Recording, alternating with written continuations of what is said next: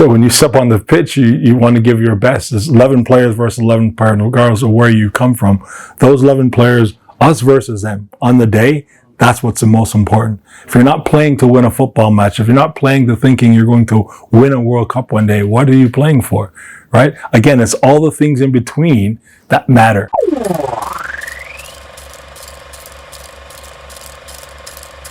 How was the drive down there? It's good, once you get, if you time it past 10 o'clock, it's not bad. But if you get here in around rush hour from there, it takes 45 minutes to get from the toll at Drexel to the bottom of the A1. And from there, that's like an hour and 15, man. So it's a whole different. Yeah. I think that's everywhere in Jamaica. Yeah. It's 3 million of us and everybody's striving for more. Yeah. So we all drive. Yeah. The roads, the infrastructure does not support the number of cars on the road.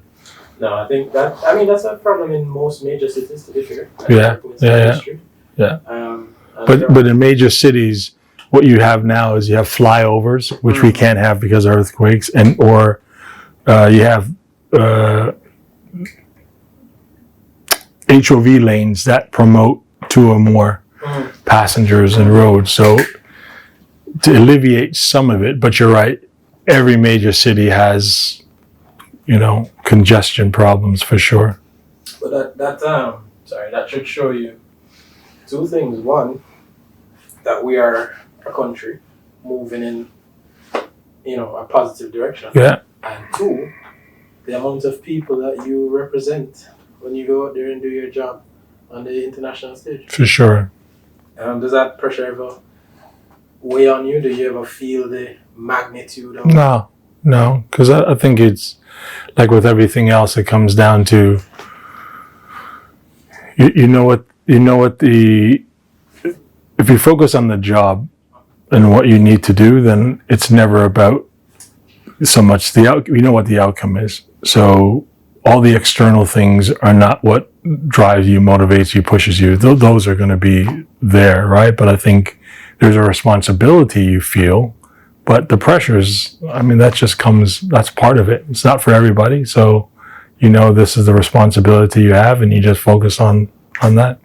And given that you played, not just, as a professional, but you represented Jamaica as well, it's probably whatever you would be feeling. Is it any different? Is it new? No, I think it's still the privilege of being the honor to put on a jersey or to represent and to be in a unique position to both have played and represented your country or been called in to represent your country, and then to be able to lead your country as a coach is quite a unique honor, and something that I don't take for granted every day, because it's an absolute privilege for sure. Do you know that you are the first overseas-born goalkeeper to represent Jamaica? Yeah, obviously it's not something that you were focusing on at the time, but I do recall that being something that was brought up at the time, and again, something that was really, very special, not just to me, but for all my family and for all those who made sacrifices for me to get where I was, or get where I am. So I think for them, the honor was definitely special for sure. And Jamaican dad, Dutch mom, or is it other way? Yeah, my mom's born in Jamaica. My dad was born in Aruba. I spent a lot of my formative years down here in Jamaica with my grandmother. Obviously on Davidson Avenue in the Waterhouse area. My uncle, Loxley Cumry, we have close ties. Obviously, he used to be the president of Boys Town, and he used to be the president of the JFF at one time. So the ties run really deep, and this is where I remember falling in love with the game, playing with my cousins up and down the streets of Davidson Avenue and going to watch my uncles play in I think it was the Pepsi Cola League or whatever it was at the time, and the Manning Cup games. And so, yeah, it's just been something that's been a part of, my upbringing and part of my DNA from the very beginning. So then your football story is a Jamaican story. It's not actually just bringing it back to Jamaica. This is where it started. Yeah, it's full circle, absolutely. And I speak about that all the time as a full circle moment. And I'm grateful for all the other formative years that I've, learned and growing and playing the game in Canada and having the opportunity to do that there. But the love of the game really started here in Jamaica. And I think that's something that I'm reminded of each and every day, and something that I take a lot of pride in, and something that I obviously carry with me when I'm obviously coaching this team. Well, let's talk a bit about the coaching. First of all, did you want to be involved with the women's game, or did you end up there and then take pride in the position?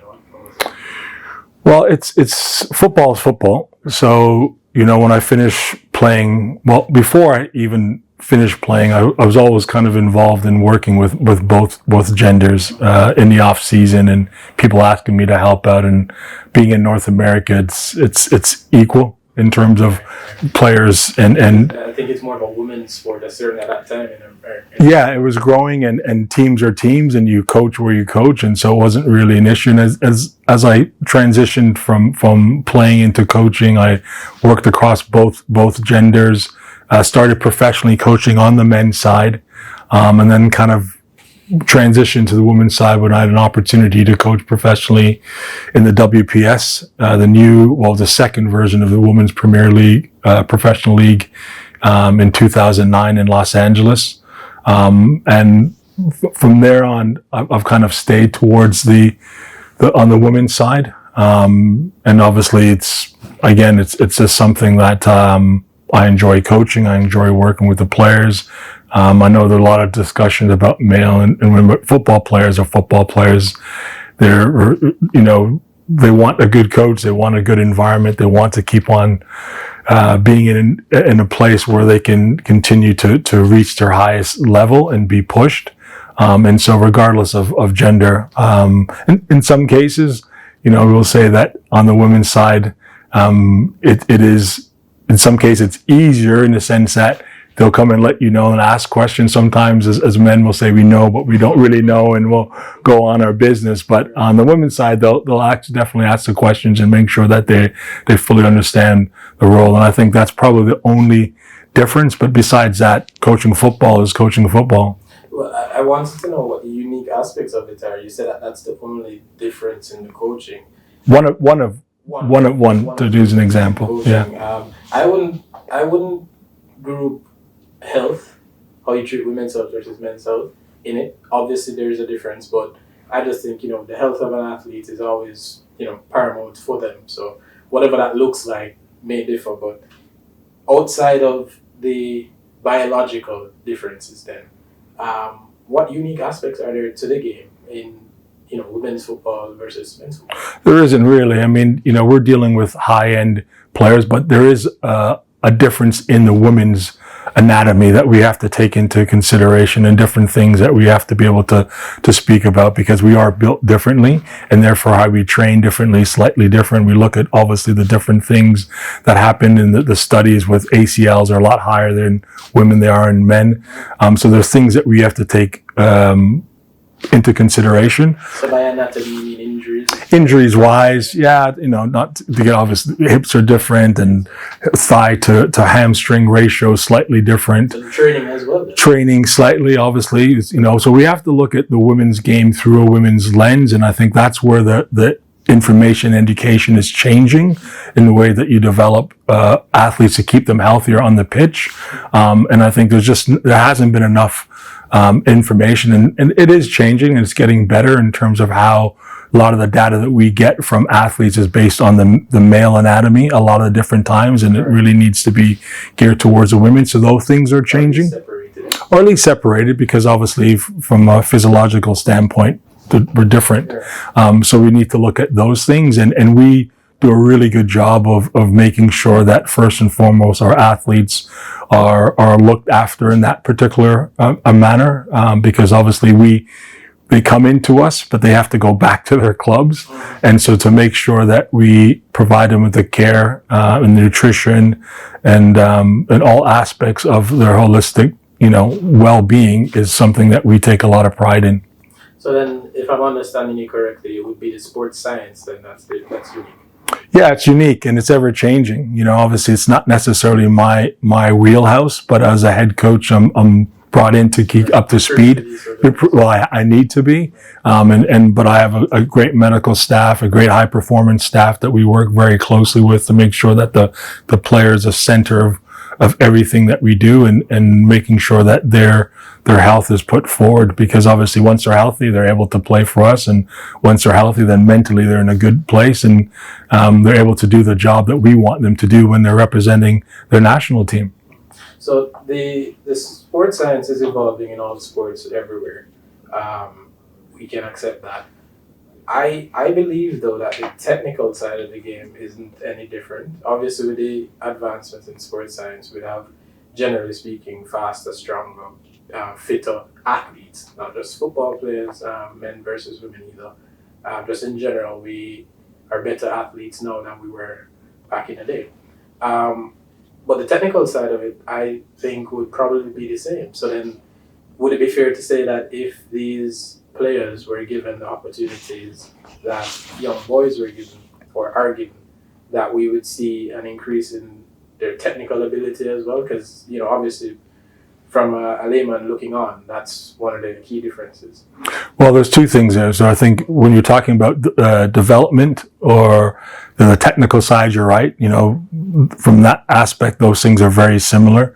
When you're talking about opportunities that are provided, those aren't. So that is a whole other different conversation in terms of how we look at that, because I think those are the things, especially I think in Jamaica, that we still need to improve on, is access to football for young girls to be able to play, to love the sport. And then when they're doing that and they're playing, and the technical ability, you'll find them last longer in the game, because anything that you're good at, if you're good at something and you can maneuver the obstacles and you have a really good skill base, chances are you're going to continue to play that game longer. Right. And that's something that we really need to look at. So, yeah, development side and the technical side is one thing that we can look at together.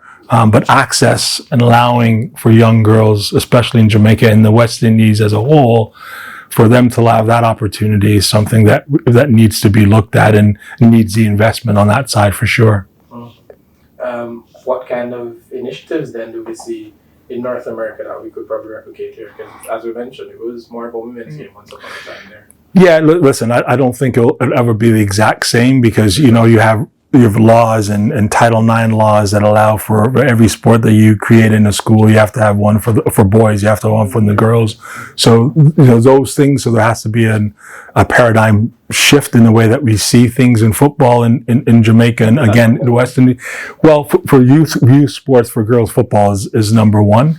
So at the end of the day, so there's a paradigm shift that's already in place there, and then there's support mechanisms there. So, you know, that's an apple, and we might be an orange. So we have to see what works for us, but there are commonalities, and it just starts with obviously allowing access, whether it be schools or clubs, to integrate girls as part of their development programs. I think that has to be something that is consciously done, and credit to the clubs that do have those programs attached to, whether they're their men's Premier League team, and they have women's Premier League teams, and they have grassroots development.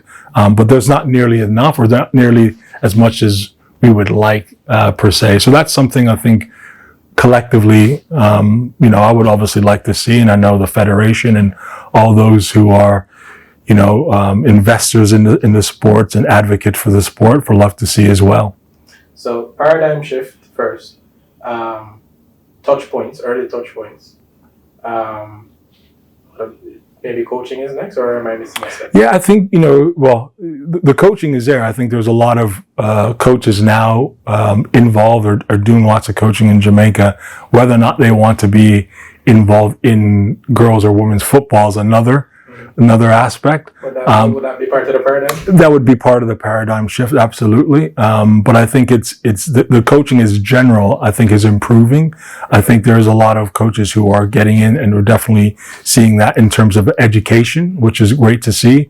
But we also have to see coaches want to be able to see that there is no difference in coaching women and, well, major difference from a football side of coaching men and women's football, girls and boys football. And I think, again, that part of that paradigm shift is to see them wanting to have more girls, or coaches, coaching on the girls side. And that, for the number one thing I think is having more women coaches and females coach and give back within the game, which is something that I know that we're trying to do as well, and having that opportunities for former national team players or just those who love the sport, for women to be involved in coaching the game as well. So I think that's a huge part as well, as we continue to kind of evolve the game going forward. Well, all right, let's shift gears slightly, because you mentioned how you'd love to see former players involved. I'm going to throw a few records at you, or a few key, milestones in your career. We already mentioned the goalkeeping part, but I'm talking about your record as a head coach now. You recorded the biggest win for the senior women's team, an 18-0 victory. You've had the biggest win in women's CONCACAF qualifying, Olympic qualifying that is, as well, 7-0. You're the first head coach to win on Central American soil. You beat the first African nations with the national team. And you would have been on the coaching staff, at least, when we beat Canada for the first time in 2020. How much of what you've done from that point, and maybe before, do you think would actually have that kind of impact that we're talking about, in terms of changing the mentality and the thought process around the sport, women's game in Jamaica? Well, it's interesting because obviously as a coach, you work on what's next, and those are great accomplishments, but obviously it's not me, it's a great team around me, and of course you can't win any games without the players. So obviously credit goes to them and the staff that I've worked with along that journey.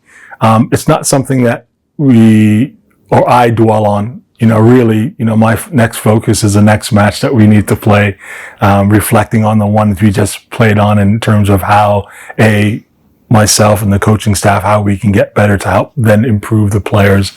And then what's next? It's what the next game is. The immediate next game is what our focus is. At the end of it all, I think there'll be a time for reflection, but, we're not finished yet. We have high goals and high expectations, and that is to see this team to make it to the World Cup for the third consecutive time, and then make history by going to the Olympics for the first time ever. And so those are the goals, and we know what the outcomes are, but the processes along the way is something that we really need to focus on to achieve those goals and outcomes. And that's really the space we're in right now. And at the end, you'll have plenty of time to reflection and look back. But a lot of work to still be done, and a lot of things still that we want to accomplish, both for myself individually and, more importantly, collectively. All right, fair enough. Let's take a look at that qualifying campaign. Then you have 2 wins so far. How would you sum up the campaign as it is? Yeah, interesting. I think obviously when the draw came out, we knew there were going to be some tricky ties in there, going to Nicaragua and Central America with all the different conditions, and not an easy place to get to, and obviously the artificial turf, and in the middle of a season, bringing players, flying them across the globe to come in and play, and basically having 3.5 days to kind of train with them, and to get them ready to play. But we're able to manage and navigate our way through. I thought the last game was a game where I thought the stats showed we dominated the match. We're probably not as clinical in front of goal as we want to, or we needed to be, and that happens in football sometimes. So that's something that we need to obviously work on. But as I alluded to before, would be more concerned if we were not creating chances, but we create a lot of chances, so we didn't obviously look to put them away. But I've no doubt the next match, and that is football, we'll capitalize on those. In the 18-0 match you speak about, our XG, or expected goals, was probably a lot lower, but we just seemed to find the net, unbelievably. The net's, And that is football, and sometimes, we said, well, everything we seem to get on frame, that goal went into the net. And this one, not so much. But again, I look back in terms of reflecting since then, and I thought overall, there's some things we definitely need to work on, but it was a good match. And now moving forward, we turn our attention to Antigua. What's exciting about the last two games are here in Jamaica, in National Stadium, where everyone was going to be out. I know every time I'm traveling or pass and I'm recognized by someone, it's like, can't wait to see the girls, continue the good work. And when are the girls coming home? And so now they're home. And so now I really expect for people to come out and see them, because they are cherished, they are loved. And they're respected in ways sometimes, as I tell them, that they probably don't even know, based on the interactions I have with people in my movement. So I think that's something we're looking forward to. So ensuring that we, above everything else, get the 3 points against them. And within a 5-day switch after that, we turn our attention to Guyana, and look to, again, ensure we get a maximum 3 points there to top the group, and then look to advance to the next round. But first things first, it's Antigua, and that's where our preparation currently lies, and to make sure that we're ready for that match. All right.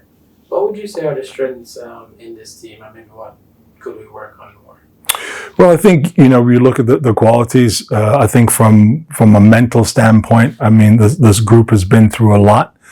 So mentally, and the resiliency is there. So they can deal with different adversity, and that showed in Nicaragua, which I think was the foundation of which we were able to go out in difficult conditions, get matches.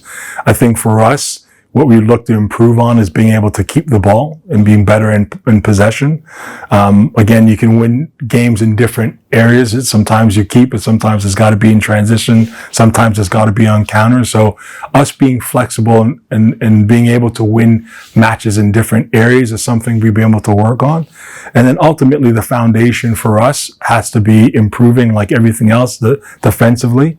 I think when you move away from just having, which we've always had, a solid foundation from a defensive standpoint, but to evolve means that you're going to have to change some things, tweak some things, come outside your comfort zone to be able to take that next step. And that's always the hardest. It's that next step to evolve as a group, take some growing, and ensuring that players are comfortable with that. And I think we've been able to see that the last couple of games in terms of us being comfortable playing, in possession, playing through the lines, but also making sure that our resiliency is still the foundation of everything we do, making sure we're not easy to score against. And I think those are the things that we still need to work on in the transition moments for us to get better, to take it to the next level. You speak of transition, and you're meaning the switch from attack to defense. Correct. But what I want to know is, because as you mentioned, we've always been a sturdy side from a defensive point of view, and we've had good attackers as well, one of the best in the world among others. Is it then that link, someone or a team or a group of players to take us from that solid defensive base and move us into the attack? Is that maybe the key missing, like just that kind of world-class player, even just assistant, but there's something that's missing there that would probably put us over the edge then? Yeah, other than just the system, it's the principles of how we want to play, right? I think what we need to understand is, we've said it along, we're not Brazil, we're not Spain, we're not England, we're not, USA. Right. We have certain qualities within our players as a Jamaican women's player, Jamaican male's player, that intrinsically, we want to play on the front foot. Intrinsically, we know that we want to play through the lines, use our athletic quality, but we need to be able to do that in such a way that we're being able to keep the ball and attack in a way, because that's kind of it's kind of way how we're built, is our philosophy. You look at all the players who've come through, they intrinsically have that within the way that they want to play. What's important for us right now is to understand that when we don't have the ball, there's things that we need to work on. We have to get to a point where Jamaican football, in our DNA and when we say the term DNAs, our identity of who we are and our principles are something that goes throughout all our teams and our programs, right? And there might be, by the time you get to senior level, might be tweaking here and there. But I think that's evolution. I think that's where we're getting from. I think that's where the federation wants to move to, where you clearly have an identity of what Jamaican football looks like. Right. With a solid foundation, we play in transition. We want to play on the front foot at times. We know what gets our crowd behind us. We know a salad is just as lauded as a goal, right? Sometimes more. So we need to bring out the qualities that we intrinsically have within our players and have that transformed onto the football pitch. And I think that is what we're trying to do right now, and have that all the way through our programs is something that is consciously being looked at right now. And so I think about the qualities that we have within our team. You know, we have to be able to also win at different levels, because at the senior level, it's not going to be able to just win one way. We're going to have to find ways to win in different manners. And I think that's really something that's part of our evolution now. And the margins are so fine. So fine at the next level. And especially when you're talking about breaking into, you know, the top 30 and then the top 20, which is on our horizon, which is things that we want to do. You know, we have to be able to play and win games in different manners, because ultimately at the senior level, that's what's really all about. Yeah, because I always thought that our team genuinely has the potential, and in my mind at least, they are on par with teams of that ilk. I only asked the question because I was wondering from a coaching perspective if you thought maybe that's what's missing to really get that kind of those kind of results then at the highest level. Yeah, listen, it takes courage to play that way. It takes courage and bravery, and for the players to be on the same page and a technically sound base to want to play the way that we want. But I feel we have the foundation for it. But along those lines, you also have to implement and make sure that the decision-making process is there. You're making sure that they see the pictures to make the right passes to execute properly. And that's part of their growth. And so the last couple of years, that's something we've been able to, or we wanted to be able to look at, because that is really the next step. Because ultimately, when you're playing a football match and our goal is to win the game, well, if we have it more than you have it, chances are we're going to score. And yet the stats also say now more than half the games are won when you have less possession. So there's different ways to win, like I said, to win a football match.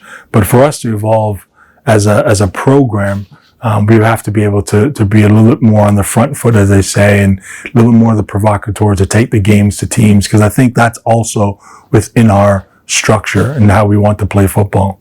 I wonder how much involvement do you have with the players outside of international windows? Because of course it's not like you have loads of time during the season to actually work with them. So for example, do you keep in touch with them, say over the phone? You just message them and say, hey, keep an eye on this. Watch your last game. You probably need to work on that. I don't know. Like, what is your actual interaction like? Yeah, it's both. I mean, I think we have a really good relationship with them. I mean, on a week-to-week basis, our staff, we do watch our player. We analyze and evaluate all our players. You know, we have 60 plus players within the senior pool. We're in around 40 plus players. You know, take obviously the college kids out at this particular moment, but we're analyzing those players, providing within our own infrastructure updates, live updates in terms of how those players are performing on a week-to-week basis, and that's our role. And each week we have a conversation to check in on them. If we find that a player is not playing regularly, we'll give them a shout, check in, see if it's not injury, what's going on, why do you think you're in the lineup, what can you do to get back in the lineup, anything that we can do to help them, support them in that structure, because we want them to do well. First and foremost, because if they're doing well, they're going to do well for us. But just from a individual human standpoint, we want to make sure they're in a good space, and checking in on them. And obviously, we've incorporated a sports psychologist that helps us out with those things as well. And he speaks with them at different levels, at different times. But we all have different relationship with different types of players that will check in on, to see how they're doing, to make sure that they're in the right space. Because ultimately, if they're in good form for their club, they're going to be good form for us. But I think, if a player reaches out and will say, hey, we watched your game, or if we've seen a game and, where the Bunnies scored another hat trick or someone's had a blinder in goal, we'll drop them a line and say, hey, well done. We watched the game, continue doing the good work. But, there's not nearly enough time in the day to do it all the time. But I think as we get kind of closer to the windows, we check in, we have some, again, like you said, some touch points to make sure that people are aware of what's expected coming in, but also to give them encouragement to keep going in the environments that they're in, Speaking of the environment, I was just about to ask, how do you deal with perhaps a player who is in a system at club level that's a little different, if not even contrasting to the system that you want to play at national level? How do you deal with that? Yeah, it is probably the most not difficult, probably the most challenging aspect, because you have 23 different players. They're all come from some places, 23 different clubs, all have different philosophies that you have to say, hey, now you need to come back on this philosophy. And what they do in that environment doesn't equate to what we're doing in this environment. And here's why. Some things do, because football is football, but there's different personnel. And so there's different reasons why they might do something at this club and we have to do something differently here. So those are always a little bit challenges in understanding the reasons why we do the things we do here. But I think that's not a bad thing to have those sort of discussions, to make sure everyone understands the why, so that everyone get on the same page, so we can obviously make sure that we execute and get the result that's needed. But that definitely is a challenge, especially when you're talking about a short period of time. Right. And I mean, is it always a one-way street? What if what they do at club level comes in and has a positive impact?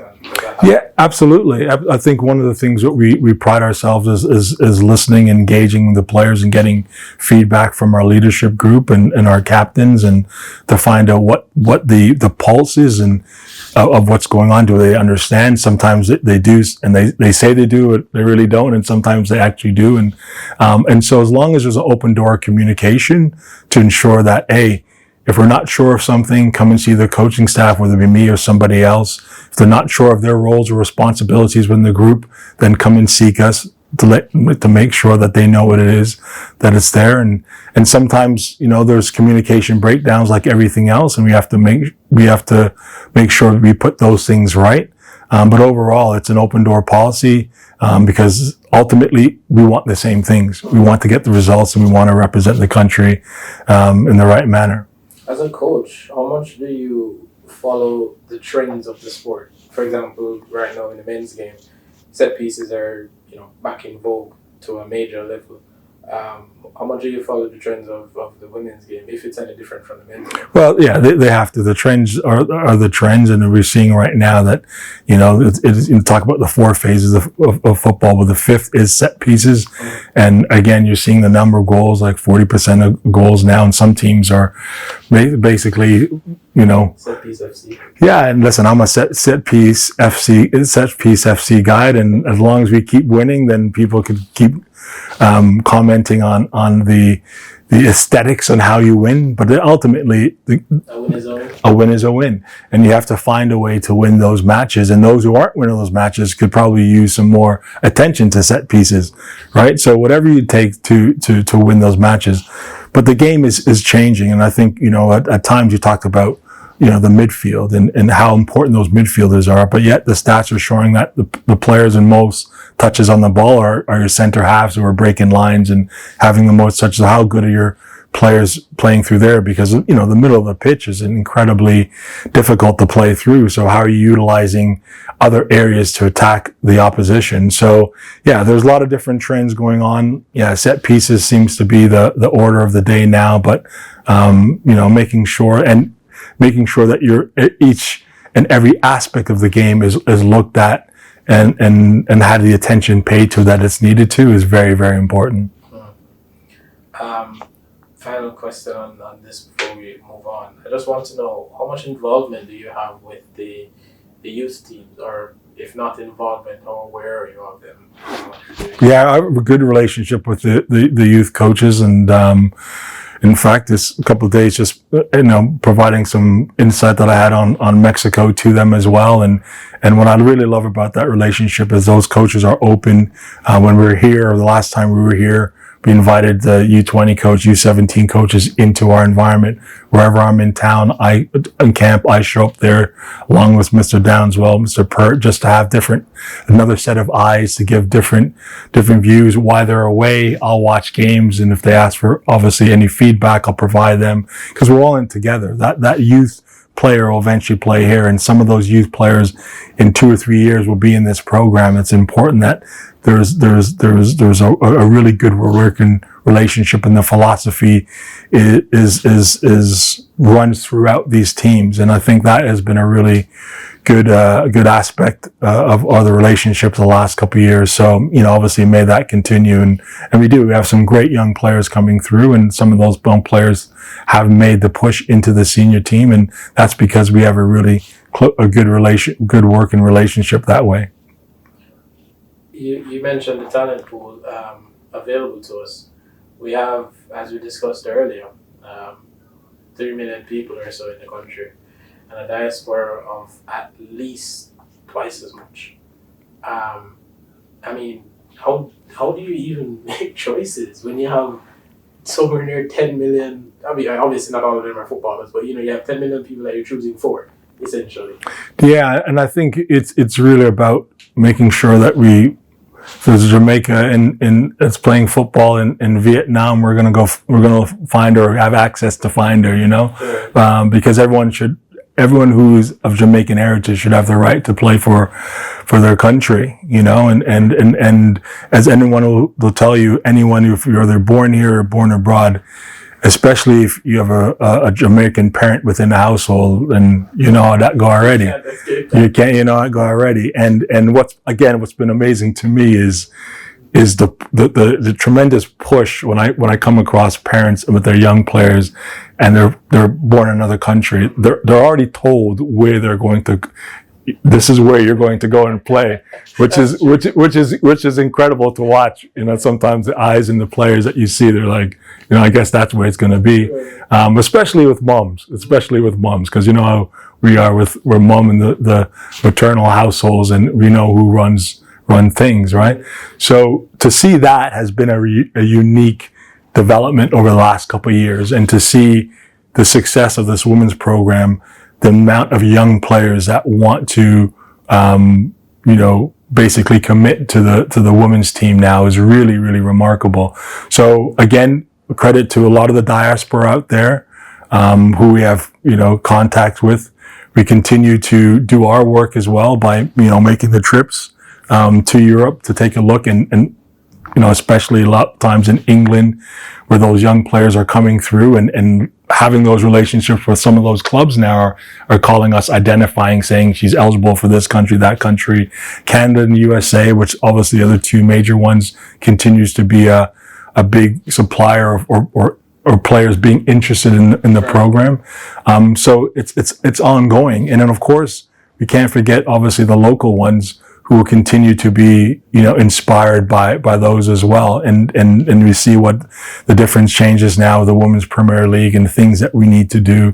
But we need to continue to have, like, as I said before, is provide access to these young players, because they are here. Right. And I always remind the player, arguably our biggest player and our best player has come from Jamaica. Right. And so, the discussion is where Bunny Shaw is one of one. Right. But where's the other players coming from? Where are the other Denishas, Blackwood's coming from, Kanya Plumbers, Jody Browns, Trudy Carter's, etc. So where are they coming from? That is where we really need to rally around to make sure, and we do. We have Chanel Buckley and Destiny Powell, to name a few.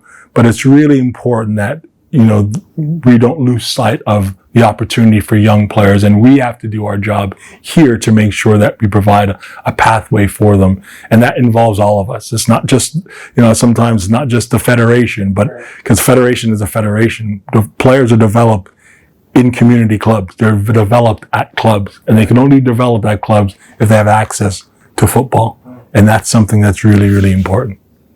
Is it beyond the realms of possibility? Are we getting carried away or in over our heads by thinking really and truly that Jamaica could have the opportunity to win one of these major titles? Why not? I mean, end of the day, you play football to win. So when you step on the pitch, you want to give your best. There's 11 players versus 11 players, regardless of where you come from. Those 11 players, us versus them, on the day, that's what's the most important. If you're not playing to win a football match, if you're not playing to thinking you're going to win a World Cup one day, what are you playing for, right? Again, it's all the things in between that matter. Not just technically, not just coaching, administratively, logistically, support, all the things have gone in. Those teams that have won have gotten all those things right. Yeah. If you think, and I remind people that in 2015, Spain in the World Cup that was held in Canada, Spain finished bottom of their group. The Spanish women's national team finished bottom of their group behind Costa Rica, right? And yet, within less than 10 years, they've won every single youth title, including a Seniors World Cup. Including individual awards. So, yes, it's a footballing nation. Yes, these things are in place. But it goes to show you that if infrastructure, investment to put into place, both on and off the pitch, then you can dream. You can dream as much. Is that with the talent that we have available to us, it should be possible. Yeah? Everything is possible, right? Everything is possible. But you have to put plans in place to make them possible. And then you have to continue to dream big. But that's what football is. It's about dreaming big. It's about making sure that we have all the things in place that are going to give us the best chance to be successful. But as football is, that's why we all romanticize about the game, because we want to see ourselves at the highest level. We want to see ourselves winning things. And we know what that means. And we've seen it on the track and field level and how that unites and brings people together. We've seen the success of this team, and we know what that means to the people. And we're still talking about 98. And after this, after this World Cup, and our men will get there as well, then it will be after 2026, and we'll talk about the next round. But that's how we have to keep on dreaming to make sure that we hit we hit those targets. So the next target for us, I think you mentioned 30, is Olympic qualification for the first time. Do you think a medal is possible as well? Anything's possible. Anything's possible. And, and I say that again with the idea that the most important game for me and the team right now is the next one against Antigua. That's how we focus on, and then we move on. But like I said, we know it's there. We have to dream. We have to dream, so we know what's there. Stay in reality and work it out for us, but we're in the background. Absolutely.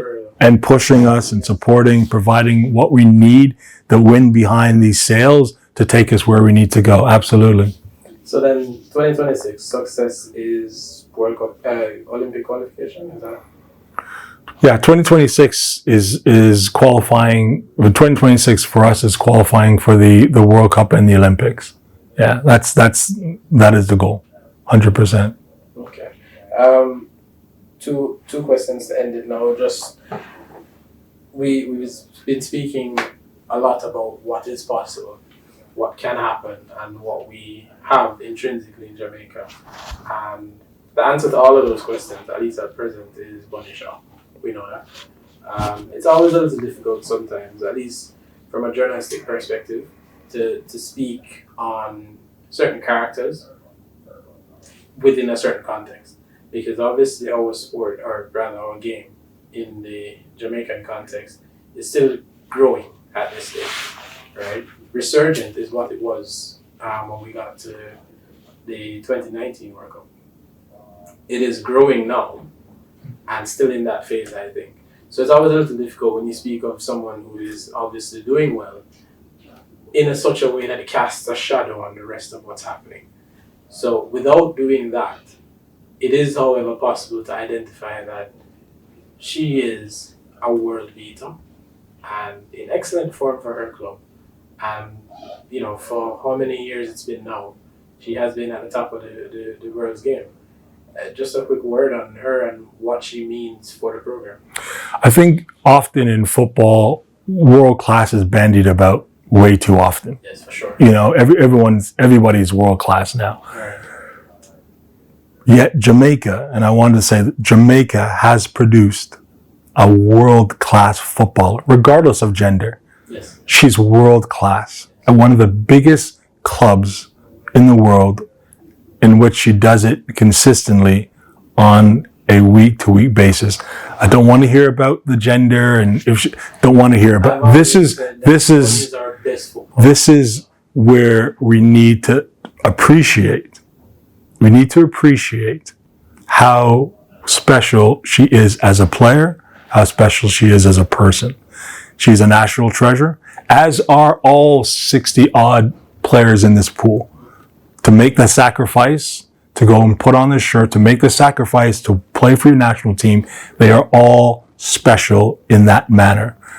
But she is head and shoulders above the rest in the sense that what she's doing at the highest level, consistency, being not just a great player and ambassador for the team, but for the country, is really remarkable. And obviously we're proud of her and wish her continued success. And this one is for me now, slightly different. But tell me a bit about you've seen the jersey, right? The new jersey produced by Adidas. Any thoughts on it? I love it. I love it. I've looked at it.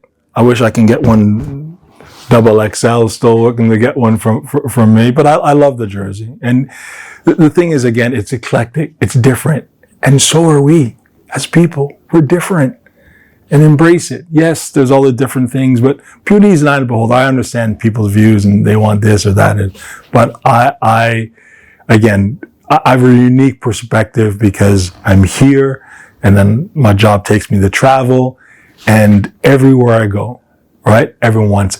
I had a conversation with my cousin the other day, and just to show you, just because it's close to home, said, "Oh, I like the jersey, but I didn't like this, I didn't like that," and I said, "But what if I get you one? You take it?" "What do you mean? I already went and bought one already." So that sums up how patriotic we are. We gotta go complain. We gotta find something fault with something. But at the end of the day, we're Jamaican. We take pride. We love the jersey. And some people won't like it. Some people will. But overall, when you see the numbers where they're sold out in Brazil and sold out in England, sold out, they don't lie, because it's a vibe. And everywhere we go, we bring the vibe. Everywhere we go, it's about, and then obviously the connection, with Bob Marley and the family and what that means to Jamaica, and how synonymous and how linked those two in, and how that brings people together. And the one love message, I mean, come on. I think it's really, really unique and important. And I think sometimes we really need to kind of appreciate those little things and allow for us to have that pride that everybody else kind of wish they had with those sort of things, because I don't see anywhere else. Nobody has that sort of LinkedIn person and music and vibe and what we are. I mean, after all, we are the reggae boys and the reggae girls. So I love the jersey. To sum it up, I love the jersey, and everyone needs to go out there and buy a jersey and support the team. At the end of the day, it's ours. Yeah, absolutely, and it's ours. It's ours. It belongs to us. So why not to embrace it? What's so special about a jersey, in terms of, it could have been anything. It really could have been anything. But what is it about a jersey that just makes it feel special? It's a history. And I think everyone if you've put on that jersey, or you like I said, it's amazing. It's hard to kind of put into words, right? Like, you put on that jersey, you're here, you feel a sense of pride. You live abroad, you put on that jersey, you're letting everybody know, I'm a Yadi. This is where I come from. It's a sense of pride. And I see that. And like, you sit up a little bit more, you poke out your chest, you feel something. I see it. I see it when people put on the new jersey and you see them walking. They're walking with a different step. And I'm thinking to myself, that is what's unique about us. Because that is uniquely us. we think we believe we're the best in everything. We will quarrel amongst ourselves, but you step in front of a Jamaican, we're going to come and back each other and fight for one another. And I think that for me has been so unique to be able to see, you know? And I think the jersey just unites us all. And I think that's really what it is. And again, I speak about it. That's what the jersey speaks about. It's one love, everyone together, everyone caring about their country, everyone making sure. And you just look at all the different things, how we've been able to unite, you know, through tragedy and circumstance. And you put on that jersey and it just brings people together. And I think that is so unique. And that is the essence, the beauty of sport, isn't it? Really, the ability to have something unify and bring people together. And we're going to see that probably in the next few months, at the World Cup, and see how much pride that people get in putting on their national team jersey, for sure. All right. And just to close out now, any comments and last thoughts that you want to give, either rallying cry to the football fans of Jamaica, whether that's just a shout out to, you know, those who've been involved. You've hailed your team right throughout all of this. If there's anybody else you want to add to that, or your last thoughts. Yeah, just the Jamaican people. I mean, ultimately, that's what we're here for. That's what we're playing for, both here and obviously abroad. You know, this is your team. So whenever you get a chance, if we're obviously in Jamaica, come out and support them. I know the players really appreciate that support. But it really is Jamaica's team. And when we're abroad and we travel, you know, and again, I love the fact is wherever we are, we'll find one or two Jamaicans in the stand with their jersey and their flag. So continue to support the team. It means a lot to us as a coaching staff, but more importantly, it means a lot to the players.